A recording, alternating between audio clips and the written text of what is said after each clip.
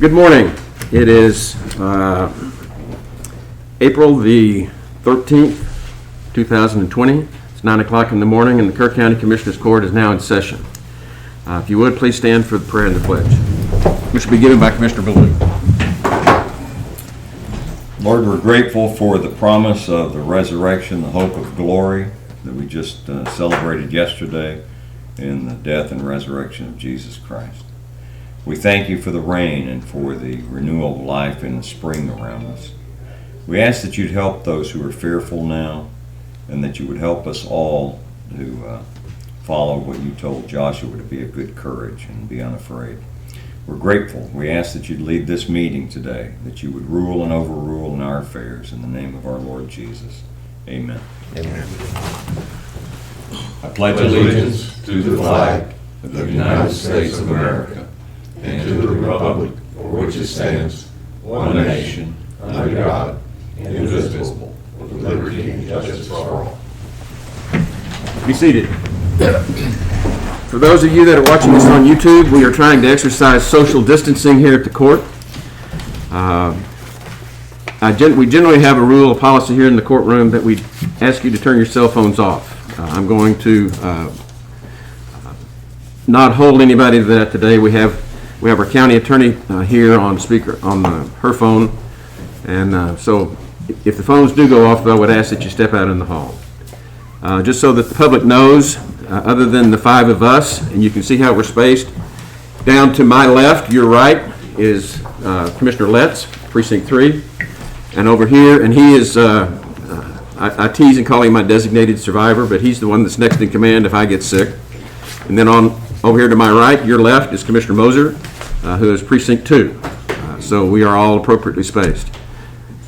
So with that, it's an opportunity now for public input. I've had one request for public input from Terry Hall that we have here that we're going to give to the court reporter to make a part of the record. A copy has been provided to all the commissioners. So that you know, Miss Hall, if you're watching, we can't reply to what you've given us here, but it's been delivered to all of us and we've read it. So thank you. Put that over there for the court reporter. And it will be part of the official record. Next are commissioner comments. We'll start with Commissioner 1. Man, we've had a lot of rain. It's been good. We've got about 4 inches of rain since it started. A little better, actually. So that's good. And I smell cedar burning. That's always a good thing. And it was, we had a drive-through communion yesterday. That was weird. I'll just say it was weird. It was, what people are doing now. And streaming church services, saw some of that. Saw family anyway, in spite of this. And personally lost patience with all this, but we are who we are. So that's my report. Good. Commissioner Moser. I'm going to pass. Okay. Commissioner Letts. Just a general comment. I think I'm like Commissioner Moser, I'm a little bit fed up with it, but it's part of the life that we're leading right now. Overall, I see very good compliance. I know there's certain, primarily the construction area, people are continuing to work, but the areas where I am and people that I see, they're making efforts to social distance. They're continuing to work, but they're doing it at a much kind of a more careful pace than they ever have in the past. So I think people are understand the severity of the problem and are doing their best to accommodate. Good. I agree with Commissioner Letts that people do seem to be abiding by things. It's kind of bittersweet. I mean, people get trained very easily, and that's kind of scary. I don't know. In the long run, I'm a little fed up with it as well. So I'll just leave it at that. Thank you for the rain, and thank you for yesterday. We had a beautiful day for Easter. It was very beautiful. The Lord provided us well. So good. I have a couple of things. First thing I want to say is I am wearing a mask, not because it's required, but because my wife asked me to. And I see a lot of people every day. Trust me, I see a lot of people every day. And she has no idea who I've been exposed to. So I've asked her, she asked me in public to wear the mask, and so that's why I have it on. It's for my family. Next, I would point out that there was a photograph in the paper last week Dub Thomas, who's getting ready to speak to us again. That photograph was not taken last week. It was taken about last month or so, back before we had the executive order from the governor. And it was, I guess, a file photo that the Times had, and they used it. So for those of you wondering if we are exercising social distancing, we are. And we have, sheriff is at the door. Make sure that we never have more than 10 in the room at any time. Next, I would point out that as I was driving in this morning, I crossed the Lima Street Bridge, and I looked over to my left, and I saw 6 city workers in white hard hats and their reflective vest, all huddled, maybe 6 inches to a foot apart, not exercising social distancing. I think as a community we're doing good, but I want to remind everybody, even when you're working on an essential service, try to exercise your social distancing, and let's just stand a little bit farther apart. You can see what we're doing here. We want to encourage everybody to keep doing this. This is not an order. It is a request. We think it's in everybody's best interest to do that. So that's all I have. With that, is there anything else before we go on to the first item on the agenda? Okay. Seems like this is item number 1 on every agenda now. 1.1, consider, discuss, and take appropriate action regarding update, facility use, and other matters related to the COVID-19. Dub Thomas. Morning, Judge. Morning, Commissioners. Hope everyone had a great Easter. I know I did. But like you said, Commissioner, the weather was perfect for it.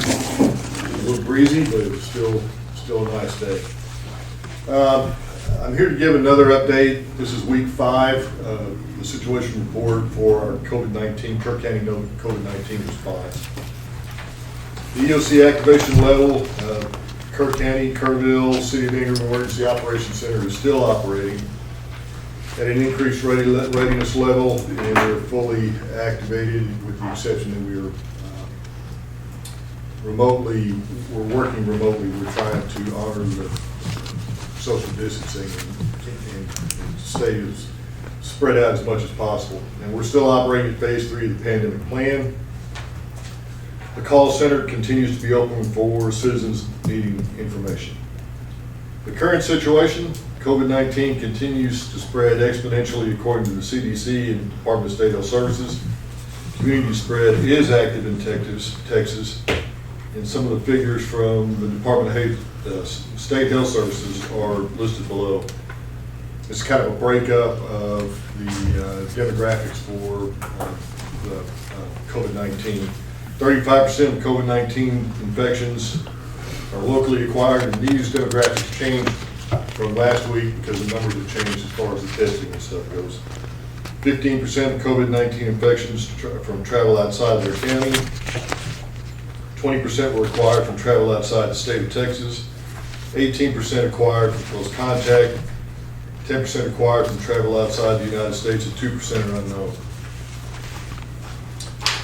The current numbers as far as the United States goes, and these were as of yesterday, were 525,704 people had been infected. U.S. total deaths is 20,486. Texas infected from the DSHS website is 13,484. Total deaths in Texas have totaled 271. There's been 124,553 tests. Of that, 117,277 were done by private labs. Public labs have conducted 7,276 tests. Of the total number of individuals who've been infected in the state of Texas, the hospitalizations have numbered 1,338. I think the most important number here, and my favorite number to look at from all this, is the number of recovered individuals, which is 2,014. I think that's outstanding, and I think we need to concentrate more on the number of recovered than the other numbers.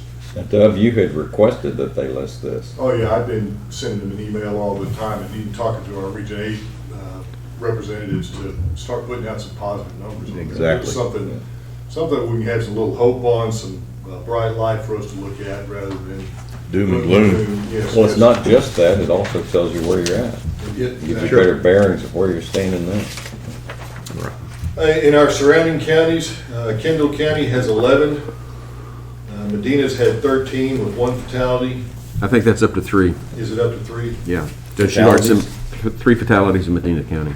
I'm looking at That was Friday. Numbers from Friday. Right. So they haven't, well, no, these are the numbers from yesterday. They haven't updated it today. So I'm These sure are those numbers changed. for what? These are the numbers from. Positive COVID-19 cases, These are cases or these are cases? positives. Positive, okay. Positives. Thank you. Llano County 3, Blanco 4, Burnett 6, Kerr 2, Gillespie 1, and Bandera 2. I will say that the 2 that are listed there for Kerr County, of course, it's not been updated yet, but I was notified on Friday by the Department of State Health Services to take those 2 individuals, those 2 locations, out of our CAD, that they are no longer being monitored and that they have recovered. So those numbers have not been updated, but it was still listed on there this morning, so I left it on there. I believe the one in Gillespie's also recovered. I believe That's so. what I heard. Our Department of State Health Service Region 8 numbers, active cases were 660, recovered again 189, and deaths 27. Just for the public, what is Region 8? That's the Department of State Health Services regions, 28 counties in this area, How many counties? 28. 20, okay. I think I said, Could you, where you show all the statistics for the United States, deaths, infected, blah, blah, blah, total test, could you give that for the county in the future? Like total tests that we've had, how many people are hospitalized or? I can get you a number. That's a different here report. In a little bit later in the report. Oh, is it? Okay, good enough. and just for the record, I believe I sent all the commissioners, or had Jody send all the commissioners, the daily report from DSHS, the Department of State Health Services. Right. And that has all 28 counties listed on it. Yeah, I think people would be interested in knowing in Kerr County, how many people have been tested, how many, et cetera, et cetera. If you look at the city website for the press announcement that we had Thursday after the stakeholders briefing, Corey Edmondson, Peterson Regional Medical Center, had that number, and I think it was something that were in the neighborhood of 1,400 or something. Wouldn't that sound about right, Dub? Well, all I'm saying is, people, since this is a county commissioner's court, just list that each week for the county, okay? We do for the region, we do for this US, it'd be nice to have it for the county. That's all I'm suggesting. Well, we have fun. Okay. We just got to go to the source where we can get that information. Okay. All right, again, our operational priorities, public safety continues to be the top priority.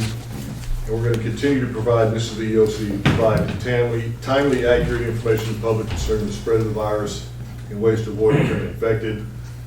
We're going to continue to work with the City of Kerrville Emergency Management, Kerrville Fire Department EMS, and Peterson Regional Infection Control, developing tactics for testing, isolation, and treatment. PPE is still coming in, albeit it's a little slow. We're still putting in requests, but at least we're starting to get some now. So we're starting to keep that distributed out to first responders and others that are coming in close contact with the public. Mobile testing continues this morning at 900 at the Hill Country Youth Event Center for appointments only. Since we have started, there have been 174 COVID-19 samples sent off for testing. I don't know how many total folks they've screened. I've asked for that number, and I'm not certain that they're actually keeping that number, but they have sent 174 off for testing. All have returned back negative, with the exception of 2. One was the healthcare worker That we knew about. that we know about. The other one was the Bandera County resident. Right. Everybody else from Kerr County has come out negative. Well, we had one in the east part of the county. We had one in the east part of the county. They weren't tested here. Oh, they weren't tested here, okay. So those are Yeah. just the test. That's a dramatic statistic Dub just gave us. Nobody from Kerr County is tested positive. Whereas 60 miles away or less than that in San Antonio, Bear County, like 700. So that's amazing. That's really, really good news. So what Well, we're if- doing is doing it right. If you look at the demographic on the DSHS report that we get daily, you'll see if the Bear County in the center, which is the epicenter of the COVID virus here in the Hill Country. You looked at the counties to the north and the east, they're up in the 40, 50 case range. To the south, they're more like in the 5 to 10. Medina County is hit particularly hard. They've got 13. Kendall has, what, 10? About that? 11, I believe. 11, they went up to 11. And then you look in the outer circle of counties. One county removed from Bear County. We're doing good. The further That's west good you news. get, the better it is. Of course. Yeah. And we're not living on top of each other, you know. Judge, and maybe this is really more a comment for Bruce. The link to that webpage that's updated daily, Right. Region 8, it'd be good to put that on the county website. Sure. It's really good information. I look at it every day, and there's little tabs across the bottom. You can click demographics, ages, fatalities. It's all done by county. I think we put that on there. It's on there. From DH, yeah. DSA. Yeah. I encourage people to look at that because it gives a lot of, it's updated at 11:45 every day, and Good. it's really good information about, who's tested positive age-wise. The majority of them are, I think it's the 30 to 40 age group is the highest group. Not many fatalities, if any, but it's the highest percentage of those tested that have it. And I'll check with Corey Edmondson over at PRMC and see if we can't get a link to what information they have about the test. Deb, it's been reported in the United States within a month or so, I think they're saying, the quick testing to see if you have the antibodies, okay? There will be they can do 10 million a week, okay? Which is one of the objectives, is understanding who's had it, who's immune, etc. Is there any indication of when that type of testing could be available in Region 28 or in Kerr County? To my knowledge, Peterson Regional Medical Center is trying to get those tests, Good. but at some point they will get them, but Okay. I really can't speak for Peterson. I just know that Mr. Edmondson had said they were trying to get those To tests them. as soon as possible. Okay. There's a 15-minute test, and I think there's a 45-minute. Yeah, but 10 million a week, that's a lot of testing. That'd be really good. Okay. It's in the US. So. So it's supposed to be just a little pinprick in your finger, like if you were doing your Right. blood sugar, and they take it and they can test you from that. All right, our public education and outreach, the Peterson Regional's line for talking with a nurse is still operational, and I believe the hours have extended for that as well. And that number is 896-4200, extension 1, and that's for individuals who believe they're sick and have questions about testing and whatnot. Kerr County, Kerrville EOC has been established and manned Monday through Friday, and we also have a number of volunteers at their call center. That number is 258-1111 for individuals that have questions about canceled events and et cetera. The Kerr County and the City of Kerrville websites continue to be updated, include links to Peterson Regional, CDC, DSHS websites, and any other information that we find that might be advantageous for the public. We're trying to get those put on those websites as soon as possible. We do have and have established a list of recovery resources for citizens to seek assistance with food, utilities, rental assistance. That is also included on our website, and it's also on the City of Kerrville's website. And again, the Small Business Administration, I'm going to continue to put this out, established an economic injury disaster loan that will provide up to $2 million in financial assistance. And for that website is www.sba.gov/disaster and click on the apply for assistance. It's my understanding from talking to several local business individuals here that people here are applying for those small business loans. That's all I have for this morning. If I may, Judge, there's a couple of things that, since the agenda item is COVID-19 and other matters. 911 emergency services is important. All the activity, where there was a line cut last week, Okay, it was one of the redundant lines for 911. It was between Bandera and Pipe Creek. It was cut by the same company that cut the line here, who's not working here right now. I'll get to that in a minute. But there are two other contractors working in that area. One of them is AT&T contractor, the other one is City of Bandera contractor. So everybody has agreed not to work in this area, in the critical area, as long as that work is going on there. Once that work is complete and we're assured of full redundancy, then they'll come back into the Kerrville area and complete the work here for the fiber optics line going to KISD. So that's just full cooperation by everybody without any mandates or any edicts or anything else. So I think that that's really good, and that assures us, you know, of full redundancy and full capability. When the line was cut the other day, 911 services were cut by 50%, so they're down to about 5 simultaneous calls, whereas normally can take about 10. So I think everybody's realizing it and heeding what needs to be done for the community. So just want to get that out, that that's a critical, I think in New York City or something like that, 911 is getting a 911 call, emergency call, every 15 seconds. So, you know, it just shows how people's anxiety and all, it really increases. So having that capability is critically important. That's all. But that was a lot of diplomacy on your part. Well, it was the whole group. It was the whole group, yeah. Well, I just wanted to commend you. Yeah, Okay. yeah, That well wasn't done. easy. Yeah. Well, it Well was- done. I have a question, and Heather, this is probably for you, but I don't expect an answer right now. Okay. Question is that, you know, last weekend, a lot of parks were closed around the state. We chose to leave our parks open, which I supported totally. The question comes in as to who has authority to close the river? And it comes to my mind, happened to be driving in Kendall County, and there was a location where there's a crossing of the Guadalupe where there's old river access on both sides, and there was a sign up saying river access closed by Kendall County. And I just question how the county has authority to close on a state right-of-way on a state river.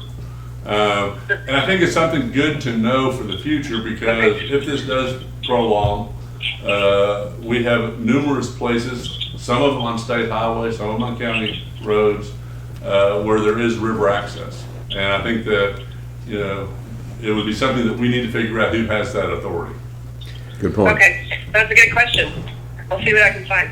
Okay. I think I'd heard that they were doing that specifically for Easter weekend, where there's a lot of people gather. I don't know if they'll continue it, you know, next weekend or what have you, or through the week, but that's what I'd heard because of the gathering. Yeah, but is it legal? Exactly. But the issue is more, as we get into the summer, we have several of the highest frequented river crossings in the state for weekends. And I think we ought to be, you know, figure out how we, you know, better to have a plan than have to react. Sure. Yeah. Good idea. And while we're talking about authority, the governor did extend the executive order yesterday. If y'all didn't see that. Extended it. It does not specify for how long, so my interpretation is probably indefinitely.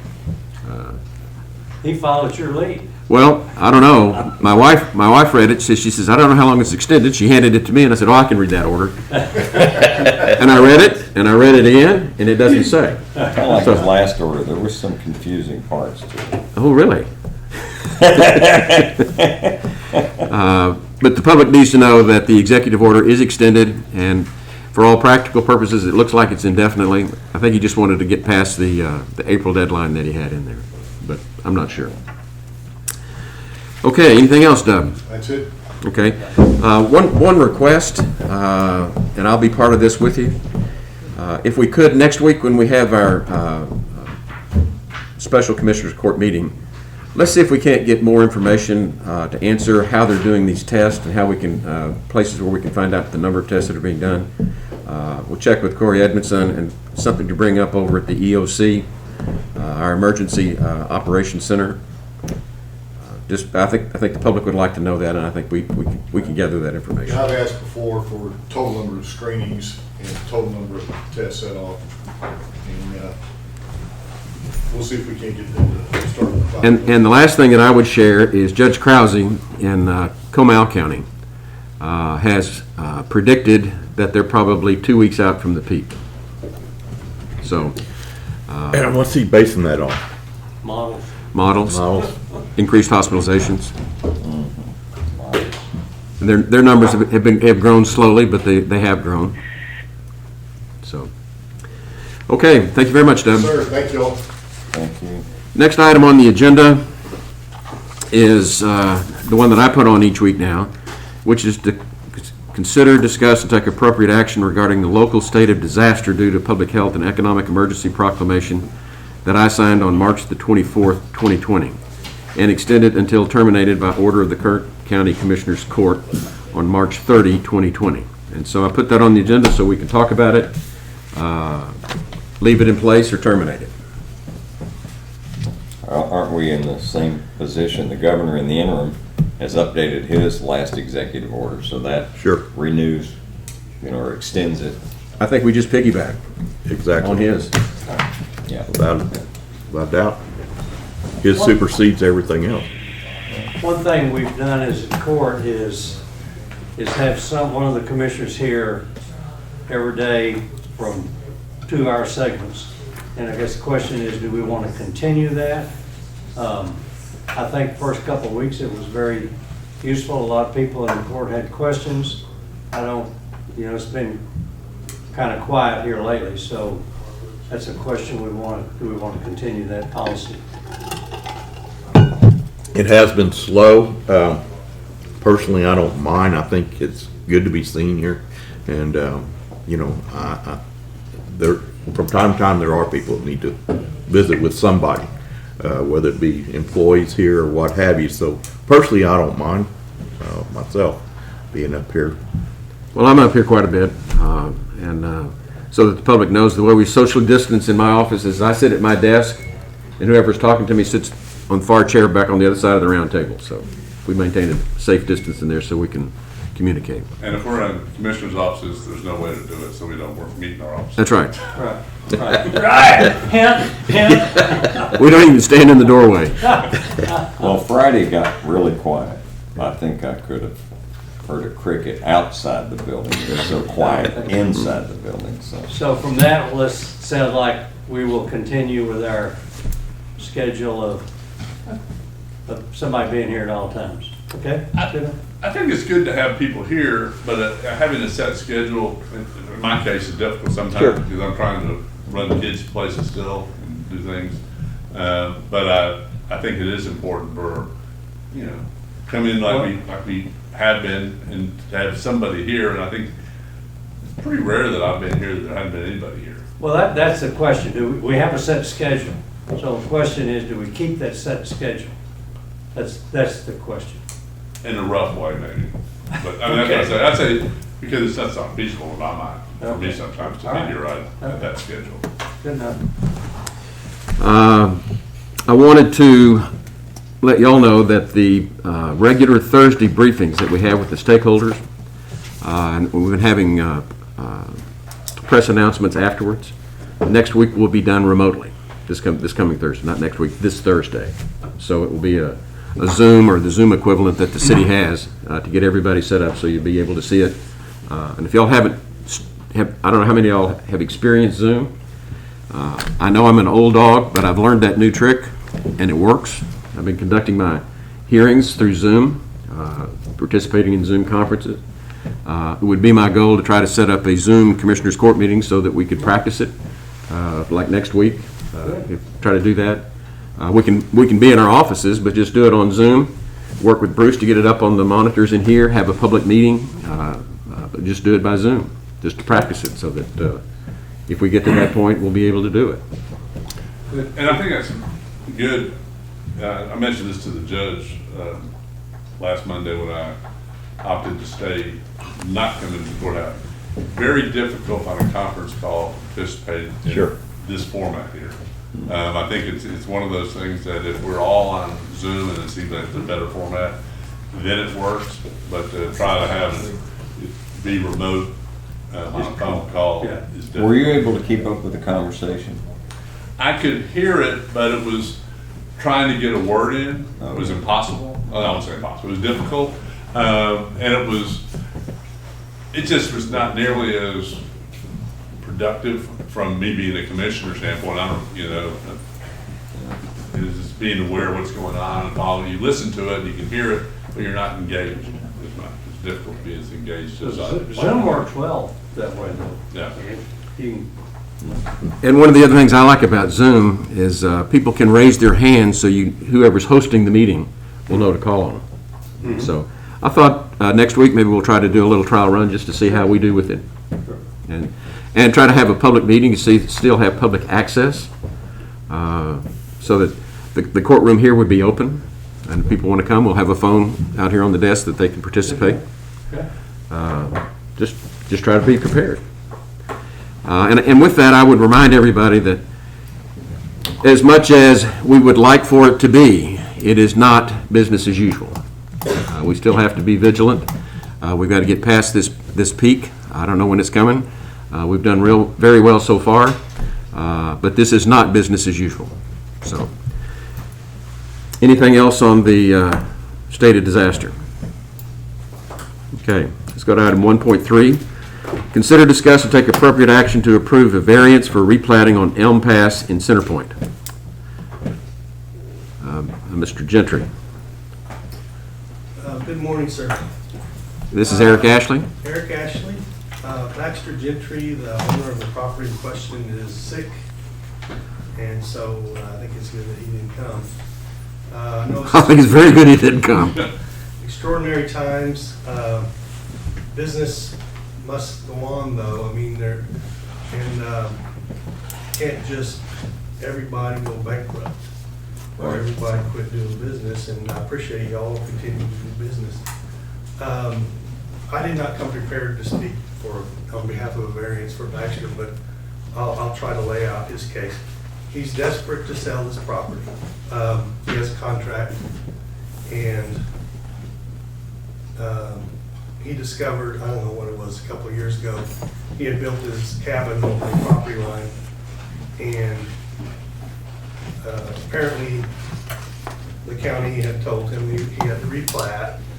I don't know which came first, me surveying it and him buying the 1 acre, or the issue of platting came up. It's in Elm Pass Ranch. So I talked to Tom Pollard about it, and Tom said, well, Eric, just do a boundary line agreement and deed the 1 acre, and that should solve the problem. So that's what Baxter did. Now, from the county's perspective and the OSSS perspective, that's an illegal subdivision. From my perspective, it's a common sense way to solve a problem that costs $900 as opposed to $3,500 to replat 2 tracks, pass. So what's the issue? Okay, your septic line crosses the property line, therefore septic line can't cross the property line, right? But boundary line agreement resolves that. It's no longer a property line. Both tracks are not substandard, so there's no issue with the county as far as size of the track. He put in a septic system, but he had 13 acres, so he was exempt or did not have to have a permit to put in a septic system at the time he did. The 1 acre cannot be sold separately because it's landlocked, and the boundary line agreement solves that problem. So I understand it's in the rules, but I have to ask why. How does this affect the public in an adverse way? when you can look on the records at the appraisal district, and there's 30, 40, 50 tracts that have been divided like that. So respectfully, I think he's very concerned he's going to lose his contract, and you'll never get a contract from here forward that's going to be the same price that you got. What size are the two tracks again?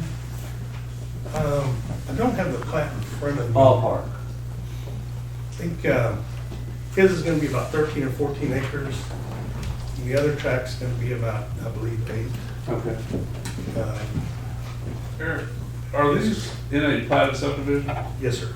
See, that's the issue, is when you change, and you know, the issue becomes, do we want to keep accurate plats in the county?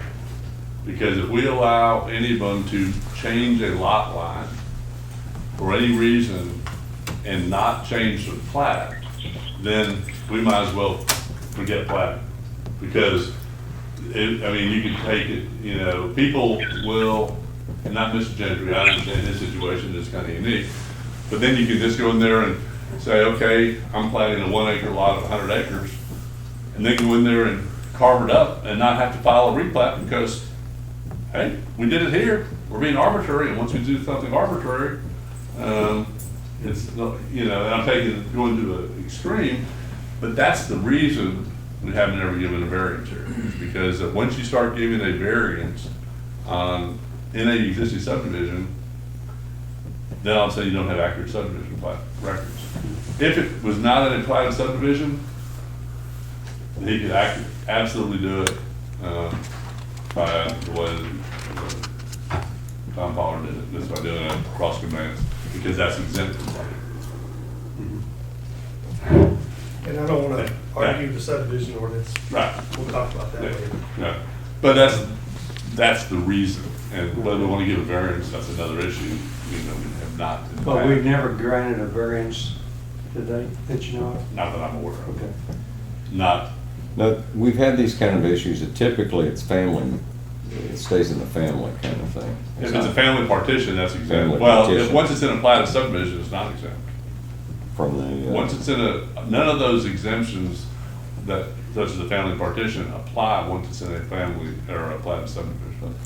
Those are prior to applying. I think that happened personally, it's been, 24 years ago now, but the fence line or the property line was off by a foot or so, and my neighbor made the error, and it had to be replatted to show that exactly what it was. It was 1 acre, Yeah, and here you get in a situation, I would be willing to wager a fair amount. This has been done many times, and the problem is illegally done many times.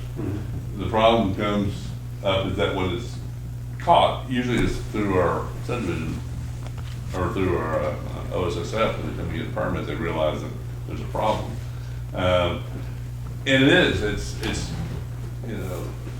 gut wrenching when you have someone who's trying to do it right, gets caught in here, and you have people all over that have probably done it illegal. And, they'll get caught, someone gets caught down the road. So, I mean,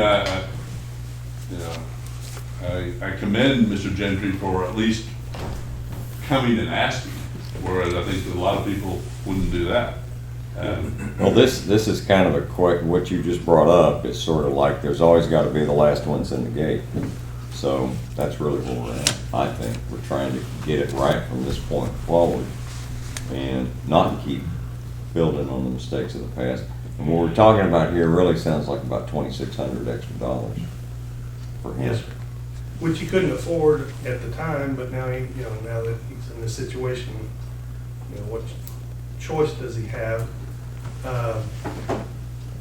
And again, I don't want to debate the ordinance now, but I do wonder what harm is being done to the public in a case like this. That's a good question. It's Very just fair. a common sense question. Sure. It's not a code question or ordinance question. I guess it's just a records thing. I think in this particular instance, I can agree, is there any harm? Probably not. But down the road, if this person does it, Mr. Gentry does it, and then his neighbors do it, and there's a septic system is near that fence line, all of a sudden we are breaking state law by having septic systems crossing property lines. And we have, if a neighbor then goes and does it right in that same area, wants to make a change to their lot, and the surveyors and all generally don't go in and survey the entire subdivision. They'll go in and survey the initial tract. And all of a sudden, if you don't have accurate records, then we're making decisions that could be adverse to the public. And then $2,600 looks pretty cheap. Well, but when you say accurate records, the records are all recorded in the clerk's office, and the title companies and the surveyors and attorneys deal with this type of thing every day. It's not as difficult to determine what is accurate and what's not, other than drawing a picture and filing it, in the records. It's an oversimplification of a everyday problem. I agree with Eric on that. The deed records are accurate, the plat records will not be. No, plat records. There's 30 or 40 lots in Elm Pass that are not accurate. Well, I agree with that, what I said, I agree with that. But it is accurately recorded in the courthouse. Well, when you see somebody else's stakes start to show up in your property, people get agitated about that. So it's better to keep it all as consistent. The thing is, what you're talking about, you're right, there may not be any harm. It's a lot more difficult to figure out what went on here and why. And it's not, everything shouldn't just be standardized, but as much as possible. Then everything ought to be platted in. Well, And everybody yeah. would know it would all be clear. Yeah. And what happens is as they come up again, then you have to make the correction. This is an example of it. Yes, sir. But then you go next door, and there's an unplatted subdivision with the exact same problem, same tract size, everything, but because theirs was not platted, they can do the $900 solution versus the $3,500 solution. Now, And part of that $2,600 are fees to the county, correct? yes, small part, mainly it's surveying fees. So, Then the property has to be surveyed regardless. no, not at all. When you have a simple property line in a simple triangle, you can survey a piece of that. And so the extent of the work is much less. So that's the point I was trying to make. The county surveyor is a staunch proponent of replats and getting everything on the same page. I think He's Eric- not here to say that. Yeah, And I know he's a friend of yours. so- Publicly, yes, I'm sure he would say that. I think that Eric is one of our local surveyors that does it right, wants to do it right. He may disagree with us at times, but he wants to do it right. The problem we have is our other surveyors, primarily out of San Antonio, that can care less and will just survey whatever you want. And that's where we end up with the problem. Right. And there's an equity issue there. That is correct in that most of the local surveyors are never going to do anything intentionally that would intentionally violate an ordinance. Will we solve a problem, but in this case, help to solve a problem and circumvent the ordinance if we're requested by our client? We prefer not to do that, but if it solves a problem, there's no substandard tracks, there's no issues with wells, there's no issues with septics. Sometimes just you're dealing with people who don't have any money and their money is in their little piece of land here and there. I mean, are you obligated in some cases like that? I don't know. Sometimes I think we are. But at any rate, I don't expect y'all to grant this variance, and I wasn't intending to argue it.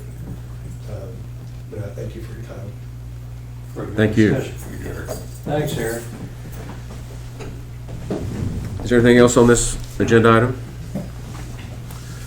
Then we'll move on to 1.4, consider, discuss, and take appropriate action regarding the county playground equipment. Commissioner Moser. Thanks, Judge. Let's see, the county has kept its parks open and has taken no action on playground equipment.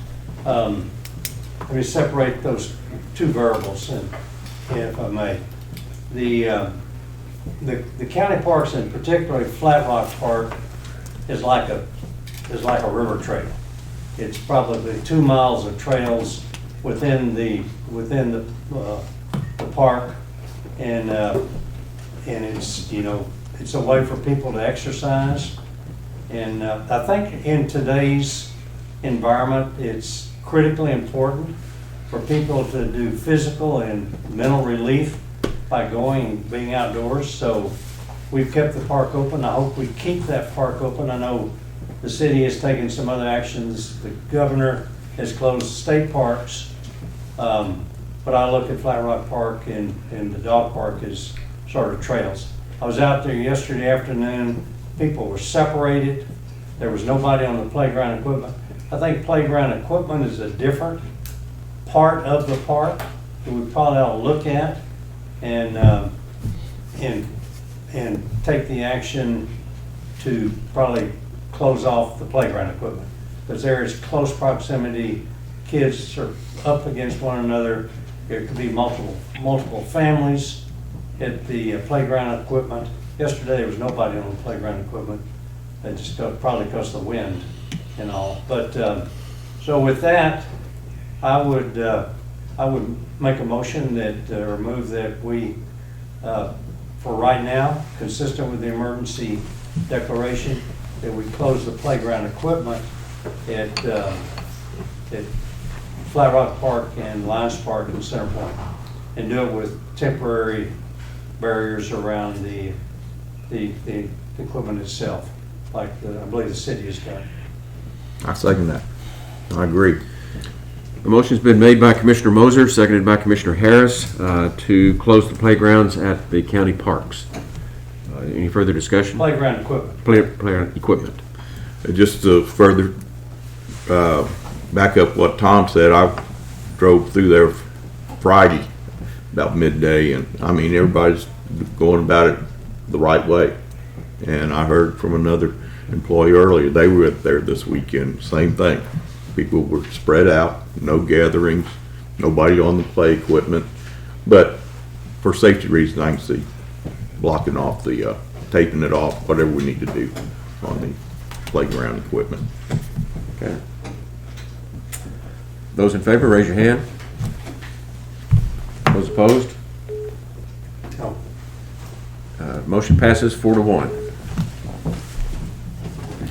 Item 1.5, consider, discuss, and take appropriate action to approve contract with Rainwater Systems, Inc. to repair the rainwater tank and system at the Hill Country Youth Event Center. Commissioner Letts. Yeah, we approved going ahead forward with these repairs previously. We received the proceeds from the insurance company in the neighborhood of about $38,000, as I recall. But I thought that we probably should, consistent with our bigger projects out of Hale Island, I thought we should have a contract. I asked Rainwater Systems to prepare one, which has been attached. Heather has looked at it, has no problems with it. And the Exhibit A would be the bid that none of us could put our fingers on this morning, but it's in the neighborhood of $38,000, and that would be the Exhibit A attached. I'll make a motion to approve the contract with Rainwater Systems Inc. for the repair of the rainwater tank at the Hill Country Event Center, and authorize the county judge to sign the same. Second. Motion's been made by Commissioner Letts, seconded by Commissioner Moser to approve the contract with Rainwater Systems, Inc. Any further discussion? Those in favor, raise your hand. Unanimous, 5-0. Item 1.6, consider, discuss, and take appropriate action to approve the new appointment of Labor Standards Officer Forms A701 for grant numbers 7215045, 7217045, 7218045, and 7218055. Forms reflect a change in the Labor Standards Officer. Mr. Letts. These are just forms that we're part of with GrantWorks. There are certain questions that come back from labor standards. something Grant Works has handled, and they're basically changing the who is handling it for us with Rosie Daly and Reagan's last name. Linehan. Linehan, Reagan Linehan. So they're the two that will be handling these forms as needed on those reference grants. I'll make a motion to approve the agenda item. Second. Motion's been made by Commissioner Lett, seconded by Commissioner Moser to approve the agenda item as presented. Any further discussion? Those in favor, raise your hand. Unanimous, 5-0. Item 1.7, consider, discuss, and take appropriate action to determine whether to allow the retail fireworks permit holders to sell fireworks to the public beginning May 1, 2020, and ending at midnight May 5, 2020, in celebration of Cinco de Mayo. We do this every holiday, so. Yeah, I'll move for approval. Second. Motion's been made by Commissioner Ballou, seconded by Commissioner Letts to approve the sale of fireworks for Cinco de Mayo as presented in the agenda item. Any further discussion? Those in favor, raise your hand. Unanimous, 5-0. We've got a 10 o'clock item. Let's take a short break, and we will come back. Thank you. Well, yeah, and we'll come back at 10 o'clock. Okay, court will come back to order. Next item on the agenda is 1.8, consider, discuss, and take appropriate action to request annexation of Riverview Road and Roland Lane into the city of Ingram. Precinct 4. We're going to pass on that Okay. per Heather. Their attorney and our attorney are working on it. Isn't that right, Heather? Yes, sir. I am working with the attorney who represents the city of Ingram to figure out the best route, which is not going to be annexation, but we'll work together, and probably later this week, she said she'd be able to get back to me maybe Thursday or Friday with what works best for the city of Ingram within their rules. Good. Okay, we'll pass that. Move on to item 1.9. Consider, discuss, and take appropriate action for the court to set a public hearing for 10 a.m. on May the 26th for a revision of plat for Ingram Hills subdivision, track 22A. Charlie Hastings. Thank you. This proposal is in Ingram's ETJ, and it revises Ingram Hills subdivision, tract 22A, which is 4.97 acres, into 3 lots. Edward Sanders previously divided and conveyed portions of the tract without revising the plat. He did this through the family division of the property, so he thought he was exempt, but he wasn't. The plat revision will correct the matters. Eventually, he needed a septic permit, and that's how it came to our attention that this needed to be done. Lot 22RA will front Ingram Hills Road with 128.24 feet. We require 150 feet of frontage. Lot 22RR will front Ingram Hills Road with 146.11 feet, and Lot 22RE will front Ingram Hills Road with 63.85 feet, and Coon Road with 342.76 feet. So there's a couple that are less than 150 feet. One of them only by 4 feet. The other it's 128 feet. That's a lot of frontage, especially in a small subdivision like What's what you the see speed in limit Ingram there? Hills. That's like 30 miles an hour or something. Yes, sir. Yeah. It's residential. These are more like city lots, so it's not uncommon in this court in the past has allowed less than 150 feet in certain circumstances, and they're requesting that along with this revision of plat. What we're asking for today, county engineer requests the court consider, discuss, and take appropriate action to set a public hearing for 10 a.m. on May 26, 2020 for revision of plat of Ingram Hills, tract 22A, volume 5, page 152, precinct 4. I move for approval. Second. Motion's been made by Commissioner Harris, seconded by Commissioner Ballou to approve the public hearing for May 26th. Any other discussion? Those in favor, raise your hand. Unanimous, 5-0. Item 1.10, consider, discuss, and take appropriate action for the court to set a public hearing for 10 a.m. on May 26th for a revision of plat for Elm Pass Ranch Number 2, tracks 126 and 127. Charlie Hastings. Thank you. You have heard from Eric Ashley this morning. This is the same track that Mr. Baxter, Baxter Gendry was sick, and he didn't come and speak today out of respect for being sick. Didn't want to pass that along, but his backup plan was he's gonna go through the revision of plat process.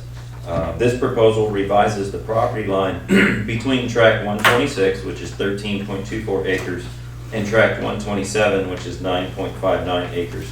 Tract 126R will become 14.29 acres, and tract 127R will become 8.62 acres.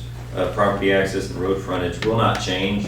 Again, the whole purpose for them being here was that he had built over a property line, worked out an agreement with his neighbor, and then when it was time to get some kind of a septic permit, it was noted, hey, you're over the line. He said, I've already got that resolved. He said, well, we have a plat here on record that needs to be revised.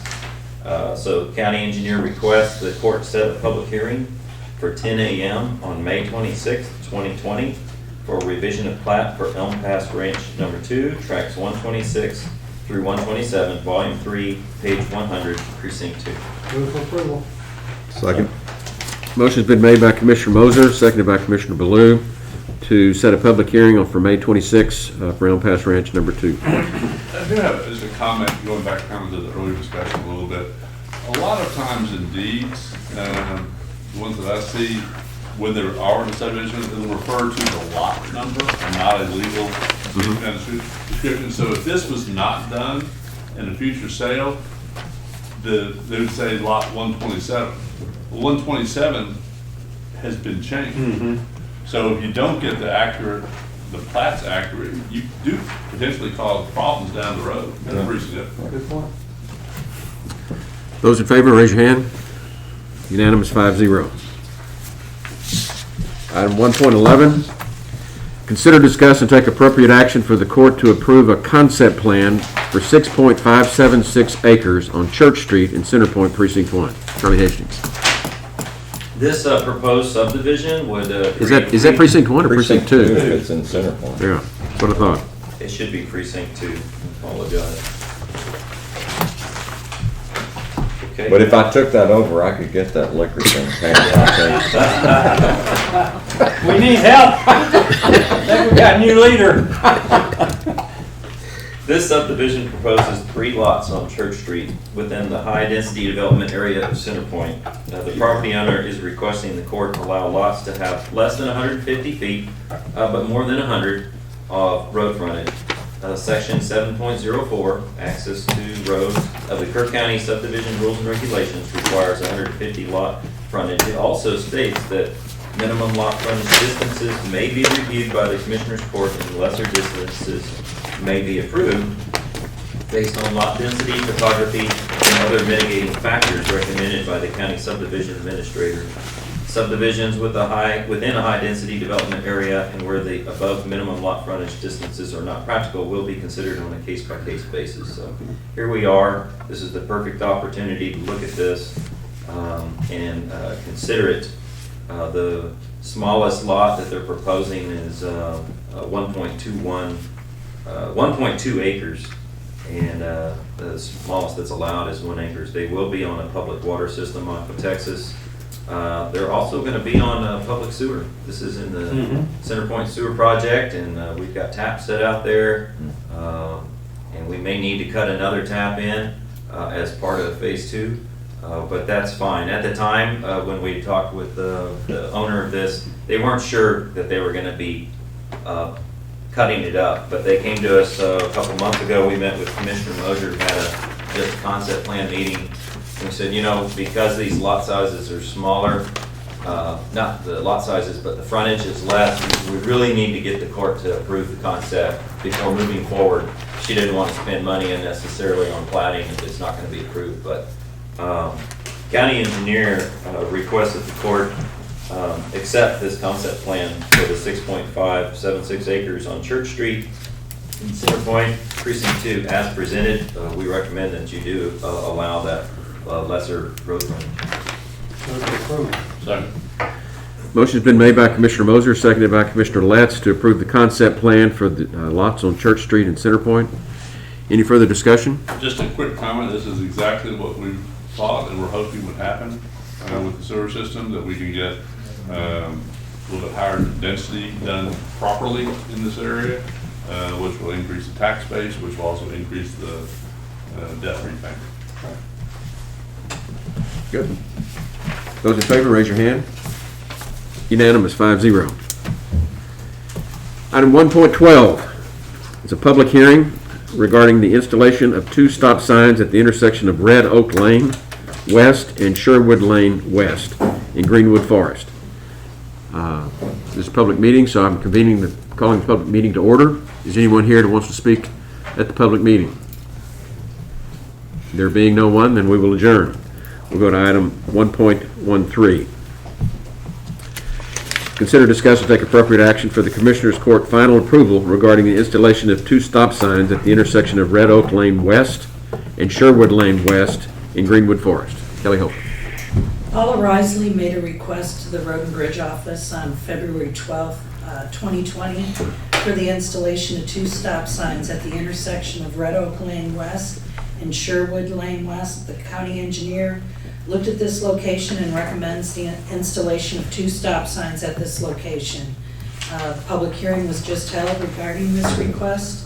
So at this time, I ask the Commissioners Court for their final approval regarding the installation of 2 stop signs at the intersection of Red Oak Lane West and Sherwood Lane West in Greenwood Forest, Section 7 subdivision, and it's in Precinct 4. I move for approval. I drove it yesterday. I can see where it needs one. You can get some speed toned out of the hill, couldn't you?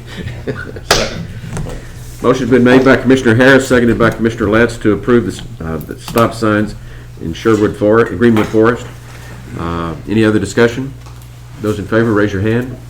Unanimous, 5-0. Item 1.14, consider, discuss, and take appropriate action for the Commissioners Court final approval regarding naming private unnamed road Dr. Victor Lane North in Precinct 3. Kelly Hofer. Judy Vordenbaum applied through the Kerr 911 office on March 23rd, 2020 to name an unnamed road easement Dr. Victor Lane North. This road easement is not maintained by Kerr County. We have attached the petition with the signatures of the 5 property owners involved in this private road easement naming.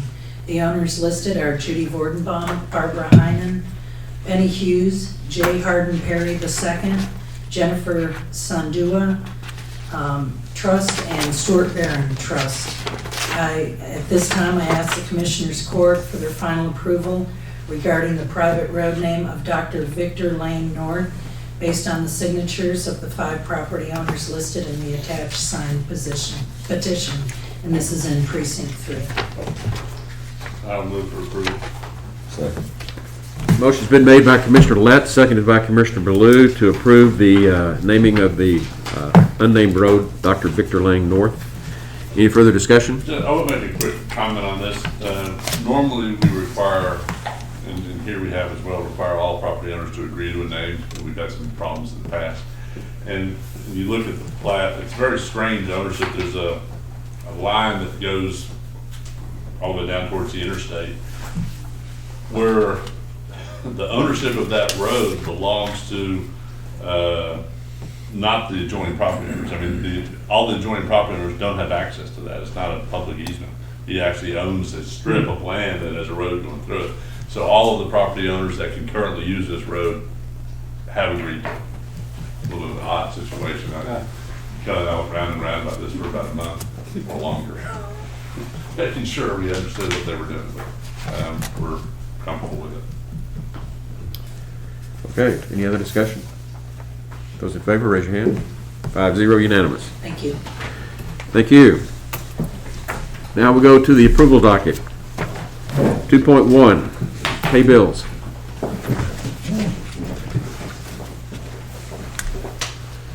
Ms. Shelton. Good morning. This morning's invoices for approval for Kerr County, $192,668.44. The airport, $15,837.18. Adult probation, $3,029.42. The Plateau Water Planning, $80. And the 198th DA Forfeiture Fund, $601.16. Will we pay the bills as presented by the auditor? Second. Motion's been made by Commissioner Moser, seconded by Commissioner Baloo to approve the bills, pay the bills as presented. Any other discussion? Those in favor, raise your hand. Unanimous, 5-0. Budget amendments. We have two budget amendments.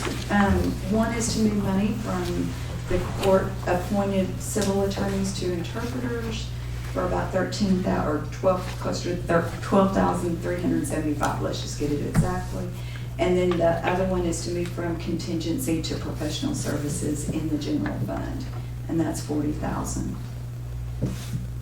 Move for approval. Second. Motion's been made by Commissioner Letts, seconded by Commissioner Baloo to approve the budget amendments as presented. Any discussion? Those in favor, raise your hand. Unanimous, 5-0. Late bills. There are not any. Auditor reports. There are not any. Okay. Monthly reports. Yes, for February 2020, standard monthly report from Constable Precinct 3, Ken Wilkie. Constable Precinct 4, Gene Huffaker. March 2020, standard monthly reports from Constable Precinct 1, Tommy Rodriguez. Constable Precinct 2, Kyle Snyder. Constable Precinct 4, Gene Huffaker. Fines, judgments, and jury fees collected for JP1, Mitzi French. JP2, J.R. Horn. JP4, Bill Ragsdale. Environmental and Health, OSSF activity report, Director Ashley Batters. And that's it. I move for approval. Second. Motion's been made by Commissioner Harris, seconded by Commissioner Baloo to approve the monthly reports as presented. Is there any further discussion? Those in favor, raise your hand. Unanimous, 5-0. Court orders. Yes, we have two court orders from our April 6th, 2020 meetings. Court orders 38040 and 38041. Move for approval. Second. Motion's been made by Commissioner Letts, seconded by Commissioner Harris to approve the court orders as presented. Those in favor, raise your hand. Unanimous, 5-0. Okay, information agenda 3.1, status reports from department heads. Okay, 3.2, status reports from elected officials. 3.3, status reports from liaison commissioners. This is kind of what I have a quick comment or question. You can't talk about it, or I'm not sure. Where are you in the budget process?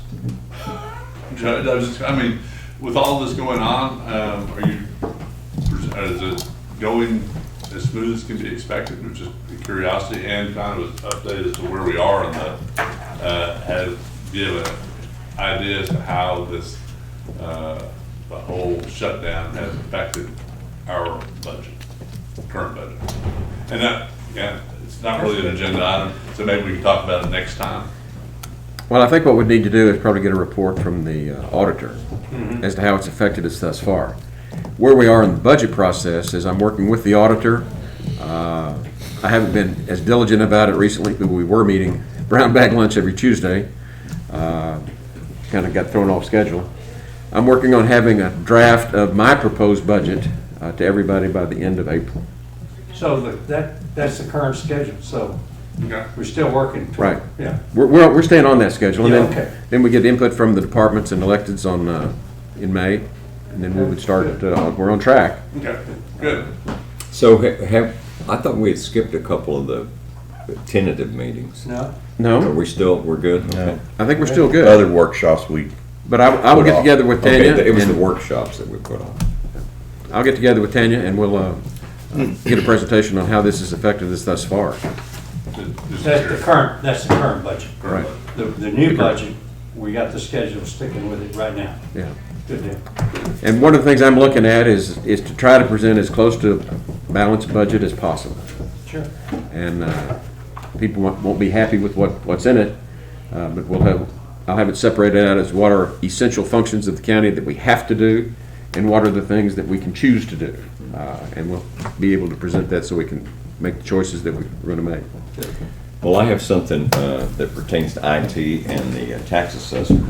Because people aren't coming down here, they're all calling in.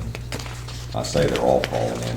The volume has increased in calls to the tax assessor's office, and that presented a little bit of a concern about the backlog, people getting cut off and so on. So the fix right now, if you hear anything about this, is that they really need a tutorial. I don't know how many people realize that in this building, your phone is really not a phone. It's an IP address. It's a computer IP address. If you take the phone from my office and I plug it in down here in the clerk's office, it still rings to me. So that's the way the phones work nowadays. They're IP addresses. And because of that, it makes it a little more difficult for them to properly transfer a call and so on. And some of that stuff that they do over there has to be done in front of certain computers. So it's not as simple as it used to be with an old PBX system, put them on hold. And nobody dials 9 to call out anymore, any of that stuff we used to do, for those that remember it. So it all operates a little differently now, and it hasn't been as big a problem because the volume hasn't been there. Now people are calling all the time to make, sure that they're not going to get thrown in jail for not paying their taxes or have their house auctioned off. And so it's just created that problem that Bruce is well aware of. Mr. Reeves is well aware of how to deal with it. Probably going to require a tutorial, and it might even require, they've already strung some more wire in there, but it might require some other monetary fix, which will come out of Bruce's budget. It's not going to be astronomical, but just in case you hear any rumblings or anybody mention it, it's in hand. Okay. I don't believe we have anything for executive session, do we? Not from my end. Okay. That being the case, court's adjourned.